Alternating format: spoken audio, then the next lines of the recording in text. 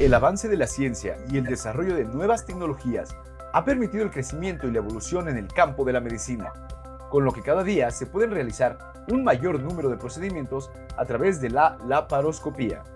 En esta edición del Chat Médico Prevem, agradecemos al Hospital Star Médica San Luis Potosí su apoyo para la realización de este programa en el que conoceremos más acerca de las ventajas y desventajas de la cirugía laparoscópica contra la cirugía abierta. Él es médico cirujano certificado por el Consejo Mexicano de Cirugía General, miembro vigente de la Asociación Mexicana de Cirugía General, la Federación Latinoamericana de Cirugía, la Asociación Mexicana y Latinoamericana de Cirugía Endoscópica, especialista en cirugía del aparato digestivo y miembro de la Sociedad Panamericana de Cirugía de Trauma y Emergencias Médicas, miembro de la Society for Surgery of the Alimentary Tract y Key Opinion Leader para Smith & Nephew y Moleculite. Profesor y ponente en diversos cursos y congresos nacionales e internacionales, y poseedor de una amplia experiencia y trayectoria profesional. Él es el Dr. Juan Manuel López López, quien nos hablará de las diferencias de estos tipos de cirugía, indicaciones y contraindicaciones, mitos y realidades. Al final de la presentación, tendremos un espacio de preguntas y respuestas moderadas por el Dr. Alejandro López Rivas, director médico de Prevem Seguros, a quien agradecemos su presencia, y escucharemos también un mensaje importante de la licenciada Teresa Ayala, directora comercial del Hospital Star Médica San Luis Potosí. Dr. Juan Manuel López López, muchas gracias y nuevamente bienvenido al Chat Médico Prevem.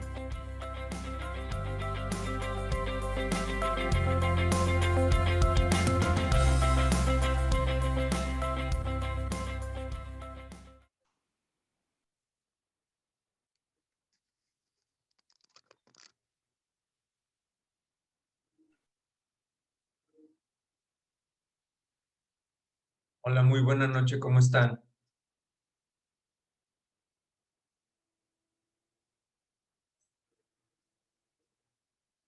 Bueno, pues muchísimas gracias por la invitación. Voy a empezar, nada más termino de compartirles mi pantalla, con esta presentación que se titula Ventajas y desventajas de la cirugía laparoscópica versus cirugía abierta. Bueno, vamos a empezar. Yo soy Juan Manuel López López, cirujano general, y vengo hoy a esta charla gracias a Prevem, gracias al Hospital Star Médica por considerarme para, para llevar esta información hacia ustedes. Soy cirujano general con cédula de especialidad que aparece ahí, mi cédula profesional, miembro de la Sociedad Americana del Tracto Alimentario de Estados Unidos. Somos muy poquitos los mexicanos que pertenecemos a esta asociación. De hecho, el proceso de aceptación es un poco complicado. El hecho de pagar no quiere decir que lo van a aceptar a uno. De hecho, sí hacen una evaluación curricular y también con los tutores eh, que a uno lo promueven, se hace una investigación muy minuciosa. He sido profesor y ponente en diversos cursos y congresos nacionales y en el extranjero. He estado en diferentes ciudades haciendo prácticas médicas.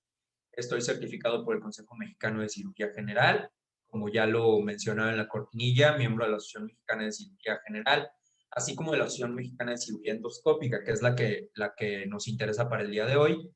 También miembro de la Asociación Latinoamericana de Cirugía Endoscópica y de la Asociación Mexicana de Cirugía del Aparato Digestivo, que viene muy de la mano con estas asociaciones con lo que vamos a ver, y de la Federación Latinoamericana de Cirugía. Tengo el gusto y la dicha de presumirles que soy miembro de la Sociedad Panamericana de Cirugía de Trauma y Emergencias Médicas. Tengo entrenamiento en cirugía de trauma. Ojo, no confundir con ortopedia, es un mundo completamente distinto.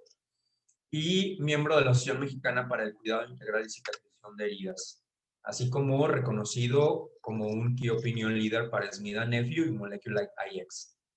Les presumo que el año pasado gané el mejor aporte académico en el Festival de Cine en Heridas, celebrado en el Congreso Internacional de la AMSICHAC, con el título Utilidad de la fluorescencia en el manejo de la úlcera postraumática crónica. Asimismo, en el Congreso Panamericano de Trauma, el trabajo fue promovido a presentación en modalidad oral. He sido de los pocos mexicanos que han presentado en oral, que viene siendo como el horario estelar, hagan de cuenta que no cualquiera llega a presentación oral, y soy el primer mexicano en ganar un premio. Fue un tercer lugar, no fue el primero, pero soy el primer mexicano en ganar un premio. Bueno, vamos a empezar con esta charla. En algún momento, todos nos hemos sentido en esta pandemia como ya fastidiados, enclaustrados. Ya van casi 15 meses de que empezó y a veces resulta ya tedioso que te inviten a un webinar. Díganme si no. Entonces, yo soy el primerito que empezó a berrear y a decir, ya no quiero webinars, ya no quiero webinars. Y son muy pocos los que a la fecha tengo, ¿no? Porque nos programaban webinars a todas horas, como si todos estuvieran en home office. Yo no tuve home office por mi profesión, yo tuve que estar todo el tiempo en hospital. Tengo el gusto de haber servido el año pasado en el equipo que atendió a los pacientes con COVID. La fotografía que vieron al principio fue de la primera cirugía COVID en el hospital. Y hoy esta plática, por la hora y por cómo es, metimos muchísimas animaciones, GIFs, y metimos también muchísima meme para tratar de hacerlos un poquito más digerible. Les pido una disculpa si alguien se puede ofender por esto o piensa que es una falta de respeto o de seriedad, pero es para tener un poquito más su atención. Entonces, empecemos. La endoscopía viene siendo lo que originó a la cirugía laparoscópica.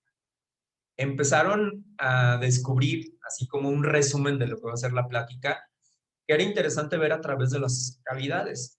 De hecho, este señor, en 1853 Desormeaux, este médico francés, se basó en un instrumento que había hecho Filippo Sini, un alemán, que llamaba el conductor lumínico, que era una lente que se alimentaba por una fuente de luz que era una vela.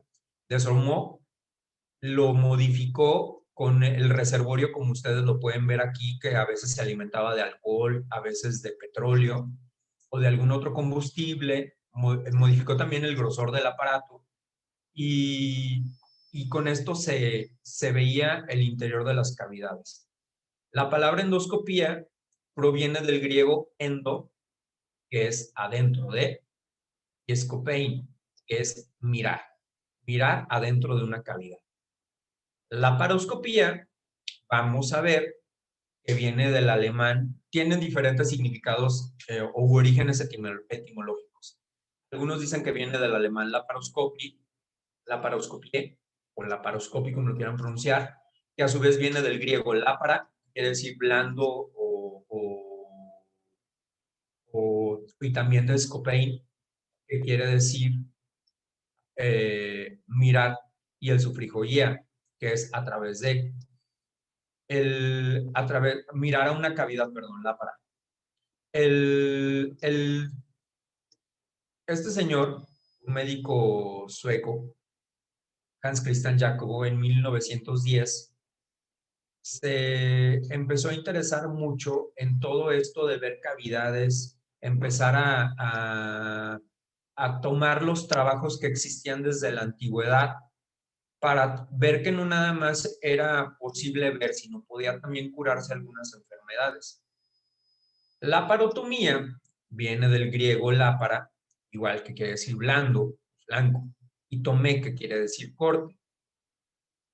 En la laparotomía, el significado etimológico guía a través de que era un corte que se hacía en los flancos, en la parte blanda del abdomen. Por eso tomé, y escopía era observar a través de. Entonces, en la diferencia de la laparotomía con la paroscopía, pues era eso, que la otra era un corte. Posteriormente, la parotomía ya se conoce como una incisión que puede ser en la línea media, arriba y abajo del abdomen o abajo del abdomen, ya no necesariamente en los flancos.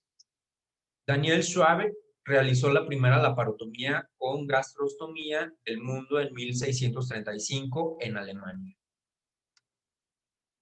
Me gusta siempre que hablamos de un tema, hablar un poco de la historia, valga la redundancia, porque comprendiendo la historia vamos a valorar y vamos a entender un poco mejor lo que tenemos en la actualidad.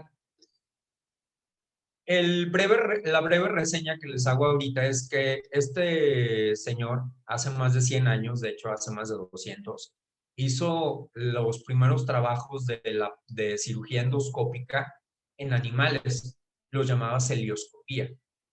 En 1983, la primera apendicectomía se hizo por Kurt Sem, un médico alemán, ginecólogo. En 1985, la primera colecistectomía también por otro alemán, por Erich Muge.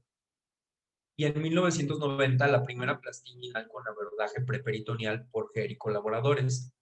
Pero existe el antecedente de que en 1982, este médico había intentado hacer el abordaje laparoscópico de la hernia inguinal, pero el primer caso registrado lo publicó en 1990. Aunque en 1979 también Fletcher, existe en los archivos, el antecedente de que hizo un abordaje laparoscópico de hernia inguinal. Para 1991 se hizo la primera colectomía en Estados Unidos. Yo sé que la mayoría de ustedes no son médicos, entonces si algún término de repente no está claro, voy a tratar de aclararlo. Colectomía sería una cirugía donde quitan un pedazo del intestino grueso. Puede ser una colectomía parcial o puede ser una hemicolectomía, pero se hizo la primera resección de intestino grueso. En 1999, la cirugía antirreflujo asistida por robot, que entra dentro de lo que es la cirugía laparoscópica, aunque muchos la consideran aparte por la especialización que requiere el robot. Existía el antecedente que en 1985 en Estados Unidos se hizo una biopsia cerebral guiada por tomografía y el robot que se empleó entonces era un robot de ensamblaje, ni siquiera era un robot médico.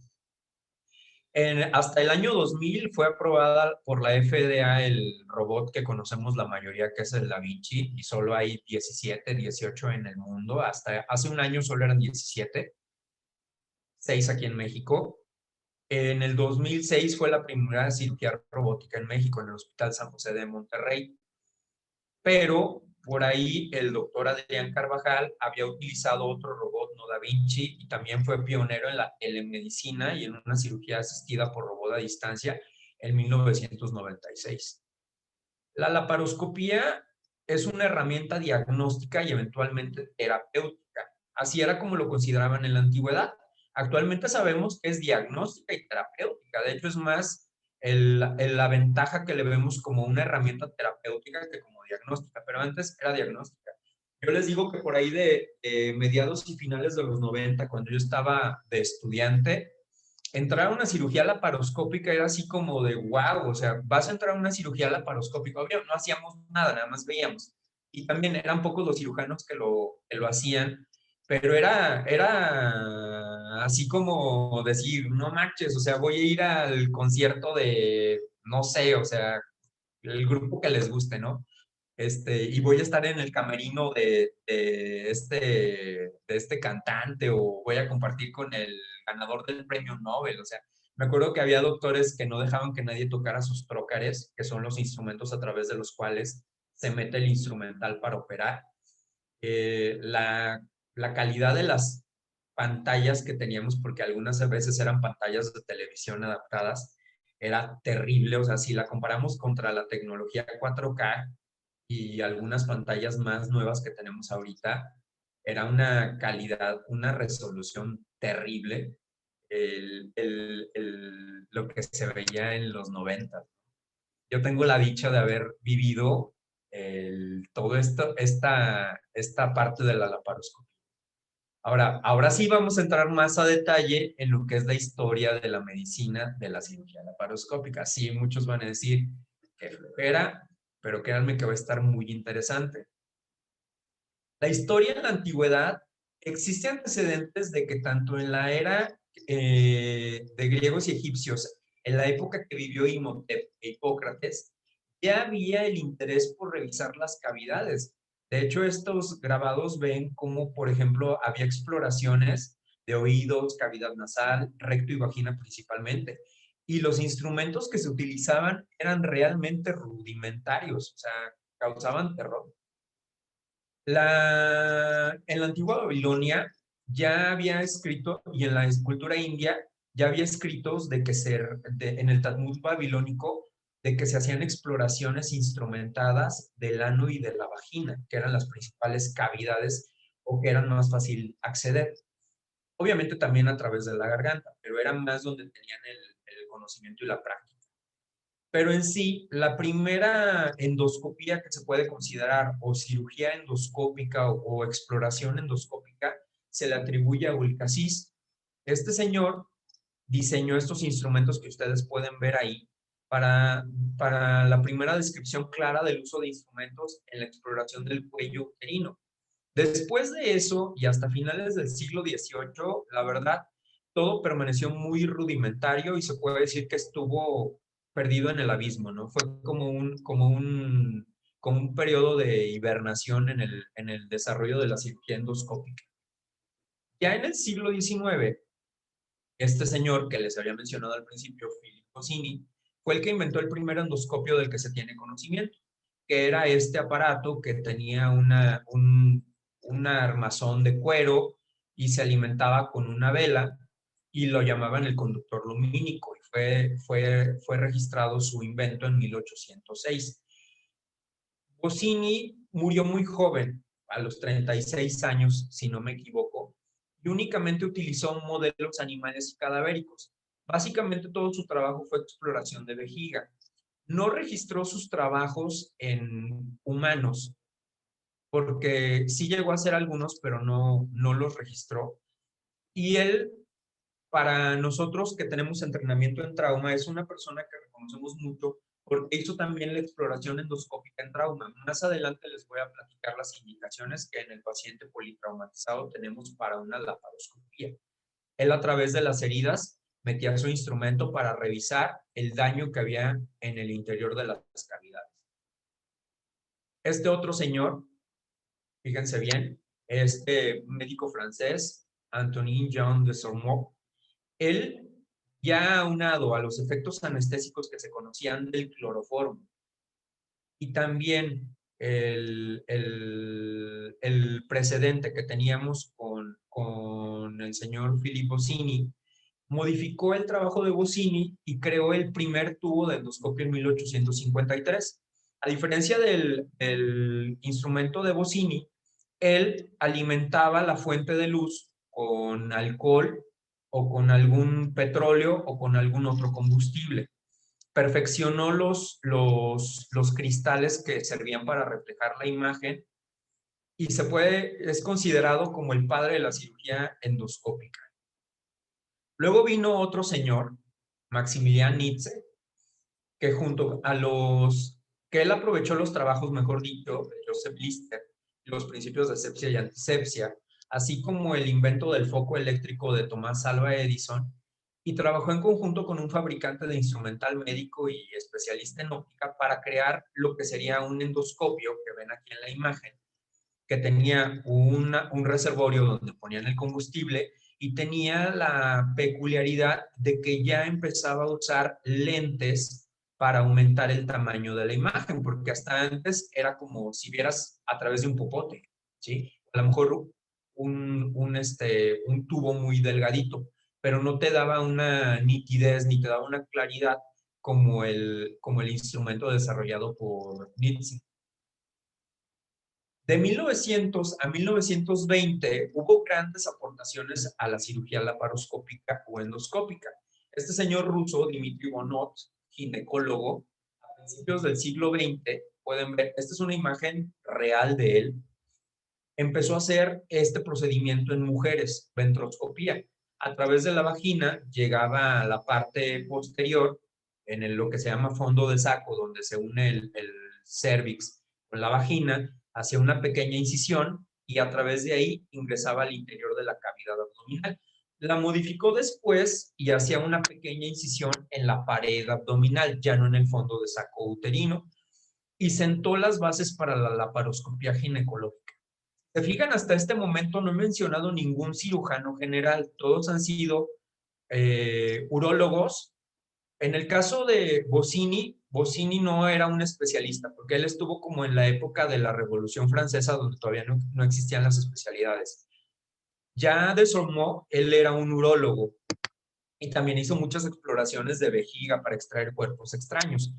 Y este otro señor, George Kelly, también él era alemán, él puede decirse que es de los primeros cirujanos o personas que se dedicaban a atender enfermedades gastrointestinales. Le interesaba muchísimo el sangrado, era un tema que le apasionaba y desarrolló el primer esofagoscopio flexible, que es este dibujito que ustedes pueden ver. Con él incorporó esto que ven aquí como de los perfumeros antiguos, estas bolitas de plástico. Era un insuflador manual intraluminal. ¿Qué quiere decir con esto? O sea, esto servía para inflar el endoscopio en esta parte que están viendo con aire y tapar los sitios de sangrado del esófago principalmente. Pero también veía que esto lo podía aplicar en las cavidades. Sin embargo, era como algo muy experimental. El término de celioscopía lo modificó para ya dejar este término que es laparoscopía. Y el 23 de septiembre de 1901, en este congreso de las conferencias de médicos naturalistas, hizo una cirugía en vivo en modelo animal. Fue muy criticado. Y también fue el primero en establecer en el campo de la laparoscopía moderna, amalgamando las tecnologías existentes. El abordaje abdominal, que era principal y crucial, y por lo menos 2 sitios de acceso y un insuflador artificial, o sea, hacer por lo menos 2 heriditas en la pared abdominal para meter el instrumental y que era necesario un insuflador que inyectara el aire a la cavidad para poder trabajar con una mejor visión. Estableció también que era seguro meter los trócares los instrumentos o puertos de acceso a la cavidad, mejor dicho, en un ángulo de 45 grados, porque hasta antes de eso se metían en un ángulo de 90 grados y muchos criticaban todo esto de la laparoscopía porque dañaba mucho, sobre todo el intestino. Entonces el daño a órganos era la principal complicación, pero con esta angulación empezó a disminuir ese riesgo de complicaciones, ¿no? De perforación o también sangrados. Este señor, Hans Christian Jacobo, también un médico suizo, ya se los había mencionado, él era internista, ¿sí? Y no tenía entrenamiento en cirugía, pero él se apasionaba por este diagnóstico, que era la citis por tuberculosis peritoneal. O sea, ¿qué quiere decir? Líquido, derrame, que se generaba en el interior del abdomen por tuberculosis, pero también, sobre todo en el tórax. A mí que hago también laparoscopía torácica o también llamada toracoscopía, me apasiona mucho el trabajo de él. Él en 1910 publicó sus experiencias en laparotoracoscopías, fue un tratado de más de 700 páginas y también hablaba de que había riesgo de lesiones intestinales por no hacer el correcto abordaje de la cavidad abdominal. De 1900 a 1920 también aparece este señor en Estados Unidos, Bernheim. De su trabajo, lo más rescatable en lo que a nosotros nos interesa en esta charla es que él lo llamaba organoscopía. O sea, era revisar los órganos utilizando un proctoscopio, que es como el instrumental que utilizamos nosotros en la cirugía de hemorroides, de fisura o fístula anal, y un espejo de otorrinolaringólogo. Entonces, con esto él revisaba las cavidades, hacía una incisión, metía el espejo, quitaba esta que parece como una bala, se quedaba como un espejo y metía el instrumental para revisar. De 1920 a 1950, ahora la importancia era más en el desarrollo del neumoperitoneo. Les explico, el neumoperitoneo es cuando nosotros inflamos la cavidad abdominal. Cada que vamos a hacer una laparoscopía tenemos que inflar la cavidad. ¿Por qué? Porque si hacemos la incisión y metemos nuestro instrumental, ya se los había dicho, se pueden lesionar los órganos, pero también no vemos o no tenemos la imagen en el monitor como un abdomen insuflado con aire, porque todo está colapsado, ¿sí? Entonces, aquí estos dos señores, Otto Goetz y Roger Korps, ellos sí eran cirujanos y también, así como Janos Veres, que era ginecólogo, desarrollaron muchísimos instrumentales, pero sobre todo agujas para insuflar. ¿Por qué? Porque era más seguro un dispositivo que contara con una punta que no perforara el intestino y a través del cual se pudiera inyectar aire. Hasta este punto solo se inyectaba aire ambiente a través de una bombilla, ¿sí? Manualmente.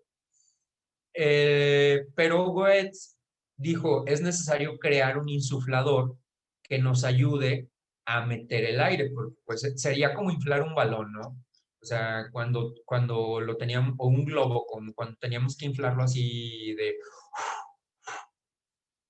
Pero vino este señor, Richard Solly-Colfer, que él vio el beneficio de hacer el neumoperitoneo o inflar el abdomen con dióxido de carbono.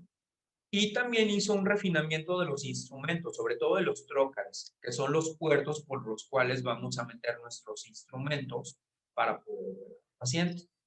Y en esta época de 1920 a 1950, la popularidad de la laparoscopía, con todos los avances en cuanto a la insuflación, mejora de las agujas para insuflar, los trócares y también algunas mejoras que hubo en instrumentales, empezó con una popularidad cada vez más creciente. Van a decir, 1920, 1950 es relativamente reciente, ¿no? Todavía había muchas reservas. Si de por sí, con los trabajos de Bossini y con los trabajos de Sormeau, había mucho oscurantismo todavía religioso y había mucho lo satanizaban mucho. No se diga en la época de Aristóteles, no se diga perdón, en Hipócrates, no se diga en Imhotep, o sea, que ahí sí era así como estás atentando, estás ofreciéndoselo al demonio, es algo contra natura, ¿no? De todos modos, aquí todavía había muchos que satanizaban la cirugía laparoscópica. Una imagen de una cirugía de trauma donde hicimos una videotoracoscopía. Este soy yo sin lentes. En esta época, las principales limitaciones técnicas era que la visión seguía siendo muy limitada.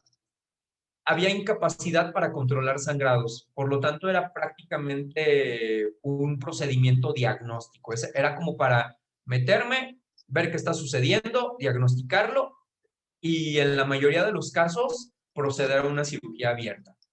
Pero se empezaban a ver que también había complicaciones del neumoperitoneo, o sea, de ese aire que se metía a la cavidad abdominal, porque no estaba todavía arreglado a qué flujo y a qué volumen se debería de meter. Cuando metemos un gas a la cavidad abdominal, es una cavidad.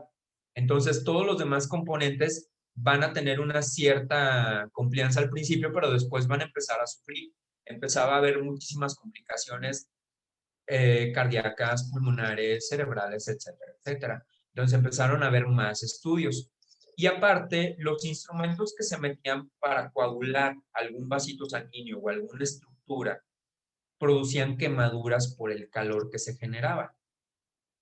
Y había, obviamente, lesiones viscerales o vasculares que eran muy difíciles de controlar por medio laparoscópico. La laparoscopía, como les digo, era un instrumento diagnóstico, pero este señor, que estaba en Chicago, Benjamin Ordonoff, reconoció el potencial y complicaciones y decía, es que potencialmente nos puede ayudar a curar muchísimos padecimientos, pero no es un procedimiento exento de complicaciones. Tenemos que estar conscientes de lo que estamos haciendo y tenemos que saber cómo corregir esas complicaciones. Y fue el primero en dar indicaciones para realizar la cirugía laparoscópica. No cualquier paciente la puede, en esta época, se podía llevar a una cirugía laparoscópica. Fue el primero en aceptar que era necesario tener personal entrenado, porque hasta este punto todos eran como voy a experimentar, voy a ver si es bueno, voy a ver si me sale, y si me sale, ahí sigo. Si no, lo abandono. Y decía que era necesario crear un reporte de los resultados, porque a futuro eso nos podría llevar a mejoras en los procedimientos, mejorar la capacitación y empezar a seleccionar las personas que podrían ser los maestros que entrenaran a futuros cirujanos laparoscopistas. Luego del señor Kelly y hasta 1929, todo mundo solamente hacía una incisión. O sea, por una incisión se metía el instrumento, se trataba de hacer lo más posible, pero tan se acabó. Perbers en 1933 fue el primero, era un ginecólogo, fue el primero en desarrollar una lisis de adherencias peritoneales usando un electrocauterio. La imagen es de esa cirugía. Este es el laparoscopio que él usó. De hecho, no teníamos imagen en monitor, tenía que estarse asomando a través de una lente y empleando el electrocauterio hacía esto que se llama lisis de adherencias, que son cicatrices internas que se generan en el interior del abdomen por diferentes padecimientos, ¿no?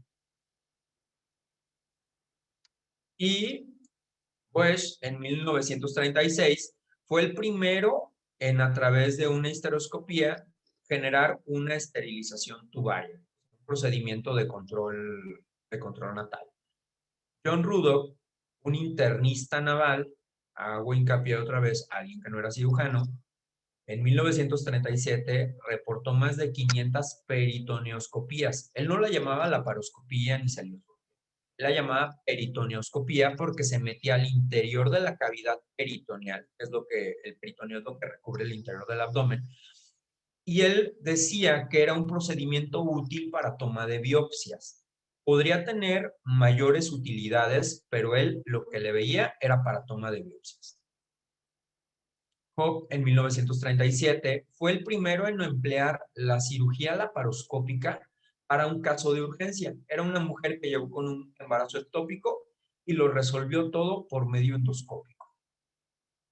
James Kalk, en 1942, era un gastroenterólogo y él dijo que era necesario tener un segundo puerto y era necesaria una visión angulada, porque hasta antes de eso las lentes eran una visión de 0 grados, pero al tener una visión angulada ampliaba tu campo de visión, valga la redundancia, y se libraba ese primer obstáculo o limitación que veíamos 2 diapositivas antes, de que era un campo de visión muy limitado.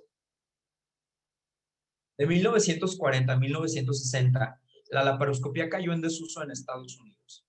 Uno pensaría que en Estados Unidos fueron pioneros, pero no. Los franceses y los alemanes son los que tuvieron mayor aporte en los inicios de la laparoscopia. Y del 40 al 60, Estados Unidos definitivamente la satanizaba bastante. El señor Raúl Palmer era el primero en decir que era necesario monitorizar la presión intraabdominal. ¿Qué es esto? Monitorizar la presión y el volumen y el flujo al que se introducía el gas a la cavidad abdominal. Y monitorizar la presión. ¿Por qué? Porque empezaban a ver que ciertas presiones dentro del abdomen empezaban a repercutir en órganos y sistemas. Empezaba a haber falla renal, empezaba a haber falla de bomba cardíaca, podía haber falla pulmonar, podría haber sufrimiento del mismo intestino. Y aquí surgió la verdadera época de la laparoscopia ginecológica. Se me olvidó comentarles que Raúl Palmer era ginecólogo. Para 1950 y 1985, nosotros empezamos con esto que se llama redefiniendo el endoscopio. El desarrollo de la laparoscopía operatoria después de la Segunda Guerra Mundial fue algo muy importante, porque hubo perfeccionamiento del lente por el profesor Harold Horace Hopkins con luz fría por el señor Karl Storz, que de hecho hay una marca de equipos de laparoscopía que lleva el nombre de Karl Storz. Y empezaron a hacer estos instrumentos de laparoscopía mucho más funcionales y específicos. A mediados de los 60, este señor Kurt Sem, que fue el primero en hacer la apendicectomía, si recuerdan las primeras diapositivas, desarrolló este insuflador automático. ¿Sí? Era un aparato que inyectaba el aire, regulaba uno la presión y regulaba uno el flujo. Y De esa manera podíamos tener controlada la presión intraabdominal al regular el flujo de gas al interior del abdomen. Soulas fue el primero, bueno, aquí hago un paréntesis, todo lo anterior no se grababa, o sea, era verlo en el momento, ¿sí? Pero con Soulas empieza la era de la videolaparoscopía o videoendoscopía, porque no nada más veían a través de una cavidad o al interior de una cavidad, sino que ya empezaban a grabarlo. Él fue el primero en introducir una cámara blanco y negro, una cámara que pesaba ahí modestamente 50 kilos y era muy difícil de manejar, pero fue el primero en hacer esto, porque hasta entonces el único que veía era el cirujano. Ocasionalmente, con algunos instrumentos, veía el ayudante. La mayoría de los cirujanos que habían hecho la laparoscopía hasta este punto desarrollaban y diseñaban sus propios instrumentos. O sea, no era de que llegaba a una casa comercial y les decía, oye, te vengo a vender este laparoscopio, te vengo a vender este canal de trabajo, te vengo a vender esta pinza. No, ellos los diseñaban. Algunos iban con casas comerciales, pero algunos ellos mismos los hacían, acoplando diferentes piezas. George Peresy y Cameron Neshat hicieron múltiples contribuciones a la videolaparoscopía a partir de 1962. Sobre todo, Peresy hizo una cámara miniaturizada, donde ya era posible conectarla a un monitor y tener participación de todo el equipo. Lo que les decía, ahora sí ya anestesiólogo, instrumentista, ayudante y toda la gente que estaba involucrada estaba viendo lo que estaba haciendo el cirujano. Con el señor Hasson, que de hecho un puerto, este es un trocar, lleva el nombre de él. En 1960 se hace la laparoscopía abierta. Él decía que introducir los trócares a ciegas era muy dañino porque podríamos generar lesión vascular o visceral, sobre todo, perforaciones intestinales. Entonces, él hacía una pequeña incisión, llegaba hasta el interior de la cavidad, introducía su trócar, que lleva a la fecha su nombre y se sigue utilizando, y por eso se decía que era una laparoscopía abierta. Kurt Sem, como dijimos, él diseñó múltiples aparatos de instrumentos, es de los que más ha aportado al mundo de la laparoscopía, el insuflador automático, instrumentos de irrigación, cuando nosotros tenemos que meter algún líquido a la cavidad para lavar, necesitamos extraerlo también, diseñó diferentes tijeras, aplicadores de suturas, hacer una sutura adentro no es lo mismo que hacer una sutura en una cirugía abierta, y él creó este entrenador llamado Pelvic Trainer, que era un simulador, que acá lo vemos, con el cual podía un cirujano adquirir todo el adiestramiento y la experiencia para manejar el instrumental y poder llegar a realizar una cirugía laparoscópica. De hecho, nosotros tenemos que tener constantemente talleres o gimnasios en entrenadores. Redefinió técnicas laparoscópicas de ginecología, sutura intestinal y toma de biopsias. Él era ginecólogo y fue el primero en hacer una apendicectomía en 1980 en un humano. En la Universidad de Kiel, donde él estaba, en Alemania, todo el grupo de cirujanos decía que estaba loco y decía que solo alguien con daño cerebral podía realizar cirugía laparoscópica. Incluso había quienes decían que eso era cosa de él. Y sí, solo un verdadero loco puede hacer cirugía laparoscópica. De 1975 a 1980, sugirió realizar la colecistectomía. Él le decía a los cirujanos del hospital y de la universidad que la cirugía de vesícula se podía hacer por laparoscopía, pero ellos lo mandaban al diablo, decían, no, ¿cómo crees? Entonces, en 1979, la primera colecistectomía se hizo en cerdos por Feinberger, pero lo reportó hasta 1987. En 1985 se hizo una colecistectomía en un perro por Filippi y colaboradores. Y en 1983, finalmente, Lukichev hace la primera colecistectomía en un humano. Pero como fue un ruso y no lo publicó, no es oficial. En esto ya la última parte del 1985 al 2000, el procedimiento de la cirugía laparoscópica, es como lo titulamos, se vio que la utilidad en urología y ginecología era evidente, pero tenía limitados usos en cirugía general. O sea, salvo cirugía de apéndice y cirugía de vesícula y hernia o ocasionalmente hiato, no había más indicaciones. En 1986, en Alemania, este señor inventó un instrumento que llamaba galloscopio para poder hacer la cirugía de vesícula. El 12 de septiembre de 1985 fue cuando la hizo en realidad, pero fue publicada en 1986. Hizo una modificación de la técnica originalmente descrita por todos los alemanes anteriores y por los franceses, y publicó 88 casos del 86 al 87, cirugía de vesícula por la laparoscopia. A su vez, en Francia, Philippe Mugat, el 17 de marzo de 1987, en una paciente de 50 años ginecológica, hizo una cirugía laparoscópica. Y junto a François Dubois y Jacques Perisot, que eran conocidos como la The French Connection, fundaron la Asociación Europea de Cirugía Endoscópica el 4 de octubre de 1990. Y surgió lo que era la técnica francesa para cirugía de vesícula. A esta paciente que operó el 17 de marzo del 87, que era ginecológica, se le hizo una cirugía ginecológica por adherencias también peritoneales, junto con la cirugía de vesícula. En la técnica francesa, eso es más para nosotros los cirujanos, pero se ligaban dos estructuras, el conducto de la vesícula y la arteria de la vesícula, en un solo bloque. Diferente a la técnica americana, que es la que actualmente hacemos nosotros. En Estados Unidos no tenían conocimiento de todo lo que estaba sucediendo en esos mismos años en Francia o en Alemania. Y el señor Barry McKernan, el 22 de junio de 1988, de Carolina del Norte, realizó la primera cirugía de vesícula laparoscópica. Para estas fechas, en Tennessee, Eddie Joe Reddick hizo también la primera cirugía de vesícula sin conocer el trabajo de McKernan. Pero los dos hicieron la técnica americana, donde ligaban las dos estructuras que les mencioné, el conducto de la vesícula y la arteria de la vesícula, por separado.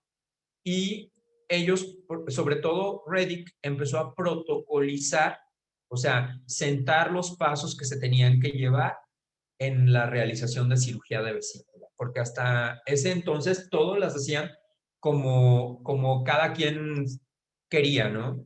Se escucha feo, pero pues como Dios se las dio a entender. Y se unieron a una asociación que era la Asociación Americana de Gastroenterólogos y de cirujanos del aparato digestivo, y se creó lo que es la SAGES, que ya existía, ampliando su enfoque de endoscopía únicamente hacia la cirugía laparoscópica a partir de 1990. Este año el congreso fue en Las Vegas. Para la primera colecistectomía laparoscópica en México y la fundación de la Asociación Mexicana de Cirugía Endoscópica, el doctor Leopoldo Gutiérrez Rodríguez realizó la primera cirugía laparoscópica el 29 de junio de 1990. Desde 1989, él ya había intentado hacer un diseño de una cirugía laparoscópica. Como ven, era una televisión, tuvo un insuflador, tenía una videocasetera, una cámara que conectaba a la videocasetera. Para 1990 hizo dos conversiones de cirugía que también fracasó el abordaje laparoscópico y los tuvo que convertir a cirugía abierta. Pero finalmente, en el Hospital General de Zona número 8 del IMSS, hizo su primera colecistectomía el 29 de junio de 1990. Utilizó una perilla como insuflador, una perilla plástica, y también junto con el doctor, después le siguieron el doctor Fernando Serrano Berry y el doctor Jorge Cueto García, ellos en hospitales privados, y dicen que las primeras colecistectomías en realidad eran cirugías relativamente programadas, ¿no? Pacientes tranquilos, no complicados, para hacerlo más fácil. No tenían un entrenamiento formal. El doctor Leopoldo Gutiérrez se inspiró mucho en videos que le presentó el jefe de servicio del seguro donde él trabajaba, de un congreso que había ido a Estados Unidos, y donde había visto a uno de los doctores que les mencioné en la diapositiva anterior operando una vesícula. Entonces, eso lo motivó a que él quisiera hacerlo aquí en México, pero él no tenía un entrenamiento como tal, no había ido a Estados Unidos, no conocía a los franceses, solamente lo que le habían enseñado. Vieron que había complicaciones ante un entrenamiento formal, porque, o sea, aquí lo que quiero decir, que había complicaciones si no había un entrenamiento, porque era necesario tener habilidades y la falta de experiencia, pues iba a llevarlos tarde que temprano a cometer errores. La Asociación Mexicana de Cirugía Laparoscópica nace el 26 de junio de 1991 en Puerto Vallarta, Jalisco. Eran 18 cirujanos de todo México los que tenían trabajos en cirugía laparoscópica o endoscópica. Se empezó a ver que era necesario generar entrenamiento para los cirujanos y subespecialistas, porque hasta entonces pues los ginecólogos y los urólogos nos llevaban ventaja. Y para el 2000, el nombre de la Asociación Mexicana de Cirugía Laparoscópica cambia por Asociación Mexicana de Cirugía Endoscópica. Del 2000 hacia el futuro, pues hay un océano de posibilidades. La colecistectomía no fue una serendipia, sino un gran peldaño para el avance en lo que es la cirugía laparoscópica. El abordaje de elección para el 70% de las patologías abdominales es el abordaje laparoscópico en la actualidad. O sea, antes se pensaba que era solo para gente vanidosa, pero a estas fechas el abordaje de elección para el 70% de los padecimientos, incluso complicados, es laparoscópico. Y también el abordaje de elección para un sinfín de patologías en todos los órganos y sistemas, de todas las especialidades y subespecialidades. La globalización, la era digital y el Internet juegan un papel fundamental de la mano con los avances en tecnologías aplicadas y al desarrollo de instrumental y equipo médico. Cada año en los congresos vemos que hay innovación, hay muchísimas pinzas nuevas, técnicas nuevas, suturas nuevas, avance también en los equipos de laparoscopía. Los tipos más comunes de cirugía laparoscópica, pues la cirugía de tórax. En el tórax podemos hacer toracoscopía, podemos hacer mediastinoscopía, que es llegar a la parte donde está el corazón y los grandes vasos, tráquea y el nacimiento de los bronquios. Podemos hacer cirugía de pulmones, podemos hacer cirugía de drenaje de colecciones, abscesos, toma de biopsias, tumores, otros procedimientos que llamamos pleurodesis cuando hay derrames. Se puede también hacer cirugía abdominal. Todas las fotos son de cirugías mías. Podemos hacer colecistectomía. Esta es una cirugía de vesícula. Este es el hígado. Esta es la vesícula. Esta es una cirugía que es poco frecuente. Podemos hacer ahorita les explico cuál es. Podemos también hacer apendicectomía, establecer el diagnóstico diferencial con un embarazo ectópico o patología ginecológica. Podemos hacer drenaje de abscesos de hígado, de cavidades, de un apéndice complicado, de una vesícula complicada. Podemos hacer hernioplastia umbilical y ventral. Podemos hacer funduplicatura, que es la cirugía antirreflujo. Podemos hacer esofagomiotomía, que es esta cirugía que les estoy diciendo, y de la cual esta foto es la foto de ese procedimiento. Aquí lo que tenemos que hacer era un paciente que su esófago se iba adelgazando, adelgazando, adelgazando, y gradualmente este paciente de comer normal ya ni siquiera toleraba el agua porque la vomitaba. Ya los líquidos se retenían porque se estrecha, se genera como un pico de pájaro, y entonces lo que tenemos que hacer es cortar las fibras musculares del esófago, dejando la mucosa para que pueda volver a dilatarse y que pueda volver a pasar el alimento. No es una cirugía sencilla, es una cirugía muy rara y tienes que tener un entrenamiento en cirugía avanzada de hiato. Esta otra es otra vesícula complicada, fue de ahora de abril, mayo, si no me equivoco. Había múltiples adherencias, o sea, si se fijan en esta imagen, nada que ver con esta. Aquí, esta es la vesícula que está enferma, pero esta es la vesícula que está podrida, necrosada, y esta es la vesícula superinflamada, con múltiples adherencias, tenía abscesos hepáticos, etc. También podemos hacer cirugía de vaso, quitar el vaso por laparoscopía. Se puede hacer cirugía bariátrica. Tiene que haber un entrenamiento formal en cirugía bariátrica. Son cirujanos bariatras los que la hacen. Yo no soy bariatra. No me gusta la bariatría, soy sincero, me apasiona el trauma. Se puede hacer cirugía oncológica, no nada más toma de biopsias. Se pueden extirpar tumores, se pueden hacer hepatectomías, se pueden hacer adrenalectomías, nefrectomías, o sea, todo lo que se hacía de cirugía oncológica abierta.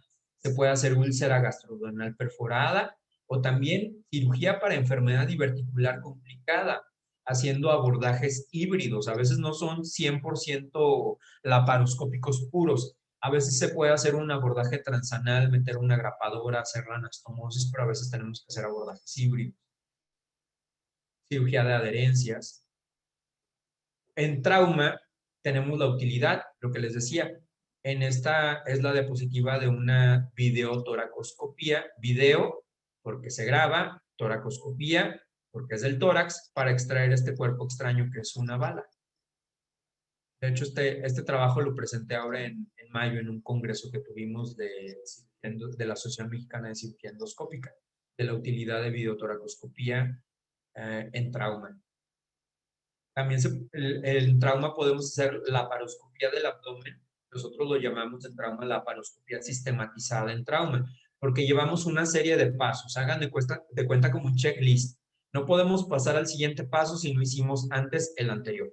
Y de hecho, para hacer laparoscopía en trauma, existen indicaciones muy claras. No va cualquier paciente a laparoscopía en trauma. A mí me molesta mucho cuando alguien que no tiene entrenamiento formal en trauma me dice, es que metí al paciente a una laparoscopía. ¿Cómo te fue? Pues mal, lo convertí, de todos modos se murió. No, no se vale, ¿verdad? Tampoco se vale someter al paciente a un riesgo innecesario y al equipo, porque también el equipo está en riesgo y tampoco se vale desperdiciar recursos.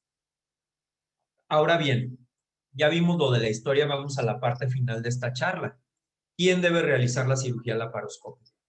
Pues alguien que sea un especialista en cirugía general, que cuente con el entrenamiento formal, que continuamente esté tomando cursos, que continuamente se esté capacitando y que sea reconocido por su destreza, ¿no? Las ventajas de la cirugía laparoscópica, que al ser incisiones más pequeñitas, hay menor liberación de agentes inflamatorios, lo que va a llevar a menos estrés fisiológico, va a disminuir la respuesta metabólica al trauma y menor respuesta inflamatoria sistémica, mejor calidad de vida en el postoperatorio, menos dolor, menos sangrado, mejora precisión y manejo de los tejidos, menos parálisis del intestino, a eso me refiero con hilio, hay temprana tolerancia al labio oral, disminuye la estancia hospitalaria, regresa antes a trabajar, menos riesgo de infección de la herida, reducen las complicaciones de las heridas, mejor resultado estético, el cual es superior todavía con las técnicas de mini abordajes, es menor el tiempo quirúrgico y la utilidad, aunque no me lo crean, en obesos es superior. Las desventajas es que hay pérdida de la sensación de tacto, hay limitación del movimiento en el campo operatorio, necesitamos un adiestramiento, se necesita una curva de aprendizaje, no es así como de ya terminé la especialidad, ya vi tantas y ya puedo hacerlas, no. Hay que hacer mucha práctica, que no es un procedimiento exento de complicaciones que a veces pueden pasar desapercibidas, porque entramos a un espacio cerrado. El costo ya no lo veo tanto como desventaja, porque incluso hay cirugías que sale prácticamente igual una que otra. Es una patología compleja, depende del cirujano. Si es un cirujano adiestrado, como les enseñé en mis fotografías, puede salir el caso tranquilamente y con mucho cuidado. Poco útil, hay quienes dicen que es poco útil en apendicitis complicada. Hemos llevado pacientes a apendicitis complicada sin problemas. Contraindicada, absolutamente en pacientes con inestabilidad hemodinámica, o sea que están en estado de choque. Pacientes con radioterapia, trastornos de la coagulación no corregidos, porque no vamos a llegar a controlar ese sangrado. El antecedente de cirugía abdominal por patología complicada o adherencias, estas son adherencias, algunos lo consideran una contraindicación absoluta. Puede ser relativa, pero si uno tiene el entrenamiento y el cuidado, incluso nos puede ayudar para liberar estas adherencias. Esta cirugía la llevé a cabo hace 2 semanas y la paciente a la fecha se encuentra completamente bien. Los pacientes que no son candidatos a anestesia general por algún trastorno cardíaco, pulmonar o etcétera, tampoco deben de llevarse a cirugía laparoscópica. Relativas, ya decíamos, cirugía abdominal mayor. Adultos mayores, es relativa. Yo he operado la paciente más grande que he operado fue una monja de 102 años de edad. Todavía vivió como 3 años más. Embarazadas también es relativa, niños también es relativa y el paciente de trauma, como les dije. Hay flujos y presiones que debemos de manejar para que esto sea seguro. Son más los mitos que existen que las realidades, pero yo creo que el principal es de que es una cirugía que se llama láser. Nosotros no empleamos un rayo láser, empleamos instrumentos de corte frío, algunos que son con sonido, y no es una cirugía cara, no es una cirugía que solo es estética, no es una cirugía para gente vanidosa. La realidad es que es una cirugía que le brinda una calidad de vida mucho mayor al paciente y reduce muchísimo los costos. Obviamente este tumor, que pesó casi 3 kilos, que estoy operando yo, no iba a ser un candidato a cirugía laparoscópica. Tenemos abordajes de mínima invasión no laparoscópicos y laparoscópicos, por eso no hay que llamarla como cirugía de mínima invasión, porque podemos entrar en confusiones. Por ejemplo, esta hernia umbilical, hice una herida de 2 centímetros, que es la herida que se tendría que haber hecho para introducir el trocar, y fue un abordaje no laparoscópico. Lo mínimo es lo mismo para esta reconstrucción de pared costal. Yo hago reconstrucción de pared costal por mi entrenamiento de cirugía de trauma. Tengo el curso de alta especialidad en reconstrucción de pared torácica también.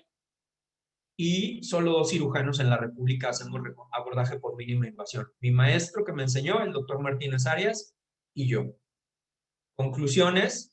El futuro en el mundo y en nuestra localidad es de que necesitamos mayor cirugía robótica para tener mejor sensibilidad y es muchísimo más noble que la laparoscópica que conocemos. En 2015 se realizó la primera cirugía de plastia inguinal en México. Actualmente está muy en boga el uso de una sola incisión para la laparoscopía. De hecho, yo también tengo el entrenamiento. Esta sí es un poquito más cara y el paciente sí es un paciente que busca más el beneficio estético. Sí es más difícil y tienes que tener bien dominado toda la técnica de la laparoscopía. Y está muy en boga últimamente el hacer abordajes por orificios naturales como lo hacían los griegos y los egipcios o los árabes para extraer el órgano. La bibliografía, lo más reciente que vi, porque pues si nos vamos a la bibliografía de hace 10 años, como ustedes lo vieron en historia, cambia mucho. Y mi mensaje es que seas lo que seas, sé uno de los buenos, no nada más en la medicina. Yo soy campeón en natación en aguas abiertas. Los invito a que a veces nos salgamos de nuestra área de confort y busquemos lo que más nos agrade. La pandemia nos afectó a todos. Yo deseo con ansias este año volver a regresar a nadar al mar. Muchísimas gracias por su tiempo. Espero no se me hayan aburrido y perdón si me excedí un poquito más de lo planeado. Muchísimas gracias. Doctor, pues la plática, hay pocas preguntas porque casi todo lo que le iba a preguntar, me estaban preguntando, ya lo contestó usted. Nada más una cosa que quedó un poquito como duda es, cualquier persona, dependiendo de su peso o conversión, ¿se puede hacer una cirugía laparoscópica? Sí, de hecho, era lo que decíamos, o sea, antes se decía que una contraindicación era el paciente obeso, pero el paciente obeso, el panículo adiposo, o sea, el grosor de la grasa que tenemos debajo de la piel antes de llegar al músculo y después para llegar a la cavidad abdominal es muy grande. Entonces, hay trocares especiales para los pacientes obesos, para los pacientes de cirugía bariátrica. Y el paciente obeso, la obesidad no nada más hay que entenderlo como lo visual, como el paciente que está excedido de peso. O sea, la obesidad es una enfermedad, es un estado inflamatorio que va a generar más complicaciones que un paciente que no es obeso, incluso que un paciente que tiene sobrepeso. Entonces, la obesidad es un estado mórbido. y el paciente que tiene un abordaje mínimo va a tener menos liberación de estas sustancias inflamatorias y le vamos a ayudar muchísimo también a disminuir riesgos. Yo creo que la que más nos temeríamos y que es la más sencilla sería, por ejemplo, una infección de la herida, que después haya que tener esa herida abierta, estar haciendo curaciones. Las famosas atelectasias pulmonares, que son el pulmón, hagan de cuenta que es una esponja y esa esponjita tiene que estar lleno de aire cada poro. Entonces, cuando tenemos una anestesia general y una insuflación de la cavidad abdominal para poder visualizar los órganos, pues los pulmones, si tengo un buen anestesiólogo como mis anestesiólogos, que crean, conmigo no cualquiera opera, conmigo tienes que ganarte el lugar de estar ahí. En algún pasado había muchos amigos en mi equipo, no me empezaron a funcionar, yo me quedé con la gente que funciona, que demuestra conocimiento, es buena en lo que hace, y mis anestesiólogos son muy buenos porque ningún paciente de los que me dan anestesia llega a desarrollar atelectasias, que son partes del pulmón que no expanden bien. Y aunado al dolor, es muy común que el paciente llegue a desarrollar atelectasias si no tiene una buena insuflación pulmonar. Entre Doctor, otras cosas. una última pregunta. Con respecto a un paciente con una víscera hueca perforada o con muchas adherencias, ¿está indicada la cirugía laparoscópica? Está indicada, como lo vimos ahí, pero tiene que ser alguien entrenado, alguien que tenga la experiencia haciendo eso. O sea, si yo únicamente me dedico a operar vesículas y son vesículas tranquilitas que llegaron aquí al consultorio y yo las programé, decidí el día y la hora, pues definitivamente, o sea, ese paciente de úlcera, yo lo estoy condenando al fracaso, ¿sí? O también el paciente con úlcera péptica, duodenalo-gástrica complicada, que llega en choque séptico, es un paciente que va a llegar con inestabilidad hemodinámica. Y ese paciente, como lo vimos, la inestabilidad hemodinámica contraindica la cirugía laparoscópica.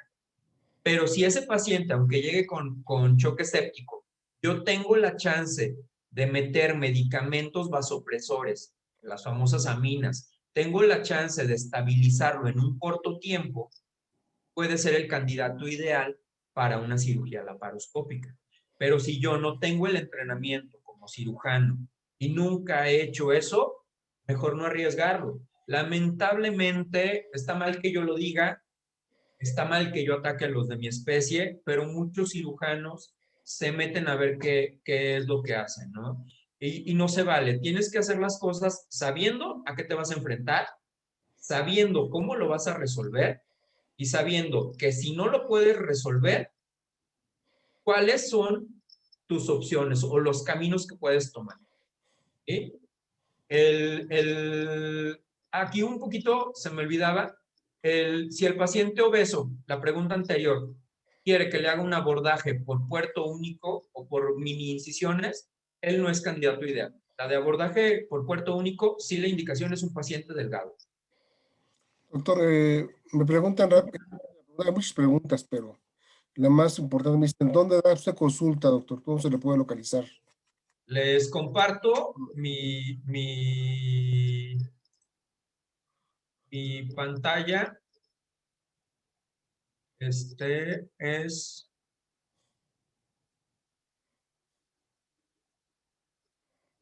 está. ¿Se lo están viendo? En el No, Hospital Star Médica.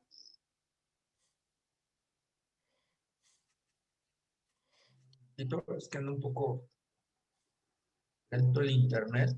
No, Doc, no la estamos viendo. ¿Ellos lo están viendo? No. no, doc, pero si Bueno. nos da los teléfonos y la dirección, Ahí está. ahí está ya. Ok, es lo que está. Porque nada más vieron a muchacha. Sí, en el Hospital Star Médica San Luis, consultorio 202. El teléfono del consultorio para sacar cita es el 444-810-0749. Es teléfono fijo, no manden WhatsApp porque en ese teléfono no les van a dar cita. Mi celular en caso de urgencia 4441-749282. No doy consulta por teléfono ni doy citas en mi celular. También me pueden encontrar en Doctoralia como Juan Manuel López. Ok, doctor, pues muchísimas gracias. Fue una excelente presentación. Te lo agradecemos muchísimo. Quiero nada más los dejamos en las palabras de la licenciada Teresa Ayala, que es la directora comercial de Star Médica San Luis Potosí. Doctor, muchísimas gracias. Muchísimas gracias a ustedes y espero no verlos aburridos. Para nada, doctor. Gracias.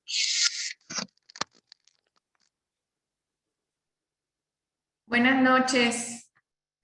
Pues Star Médica le agradece a Prevem la invitación a este chat médico y por supuesto agradece también al doctor Juan Manuel López López que nos haya dedicado este tiempo para orientarnos en un tema tan interesante.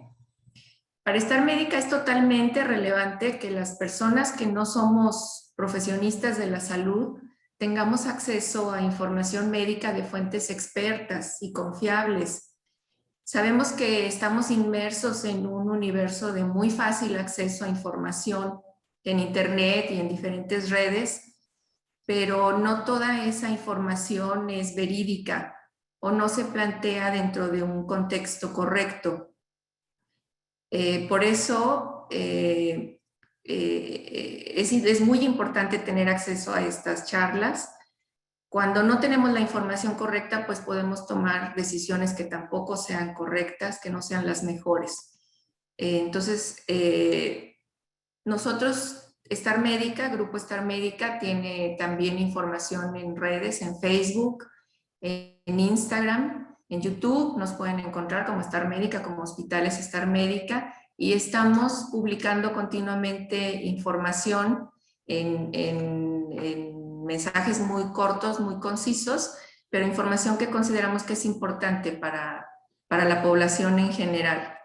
Esto de dar esa información pues es parte de nuestro ADN y como tal pues estamos a sus órdenes con un alto sentido humano y con excelencia profesional para atender a sus asegurados. Sabemos que pues no vamos gustosos a los hospitales, pero que tengan la confianza y la tranquilidad de cuando esa sea la situación y lo requieran, pues contamos con las instalaciones, los equipos, el personal, el cuerpo médico, como acaban de escuchar al doctor Juan Manuel López López, que es de nuestros cirujanos estrella aquí en San Luis Potosí, y pues bueno, listos para atenderlos cuando así lo requieran. Muchas gracias.